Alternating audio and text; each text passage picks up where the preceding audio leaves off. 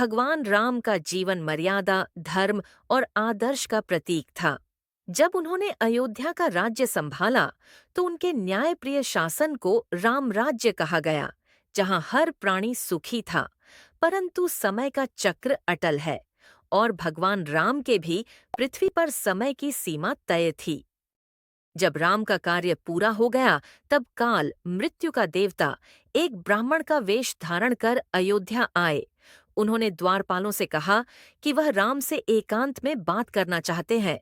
राम ने काल को भीतर बुलाया और कहा कि वह जो भी कहेगा उसका पालन होगा। काल ने शर्त रखी कि बातचीत के दौरान यदि कोई तीसरा व्यक्ति प्रवेश करेगा तो उसे मृत्युदंड देना पड़ेगा। राम ने सहमति दी। जब वे वार्ता कर रहे थे, तभी महर्षि दुर्वासा आए और राम के द्वारपाल लक्ष्मण से मिलने की जिद करने लगे। दुर्वासा के क्रोध के भय से लक्ष्मण ने बैठक में प्रवेश कर लिया। इससे शर्त भंग हो गई। अब राम के सामने धर्म संकट था, या तो वचन निभाएं या अपने भाई को दंड दें। अपने वचन की रक्षा के लिए राम ने भारी हृदय से लक्ष्मण को त्याग करने का निर्णय लिया।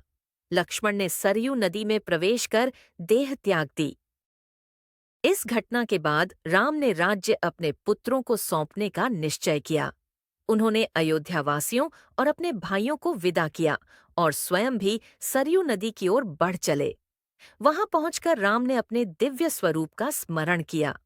वे जल में प्रवेश करते ही अपने शरीर को त्याग कर अपने असली स्वरूप भगवान विष्णु के रूप में लीन हो गए। कहा जाता है कि राम के जल में प्रवेश करते ही सभी देवता, आर्षि और सिद्धगण उनका स्वागत करने आए। सरयू के जल में डूबने का अर्थ भगवान राम का धरती पर अपने अवतार का समापन था। इस तरह मर्यादा पुरुषोत्तम राम ने अपने जीवन के प्रत्येक वचन, कर्तव्य और धर्म का पालन करते हुए मृत्यु को भी एक त्याग और आदर्श के रूप में स्वीकार किया। उनकी मृत्यु ने भी मानवता को यह सिखाया कि मृत्यु से डरने की आवश्यकता नहीं है, बल्कि उसे भी गरिमा और धैर्य के साथ स्वीकार करना चाहिए। राम आज भी भारतीय संस्कृति, धर्म और साहित्य में जीवित है और उनकी कथा अनंत काल तक लोगों को धर्म और सत्य के मार्ग पर चलने की प्रेरणा देती रहेगी।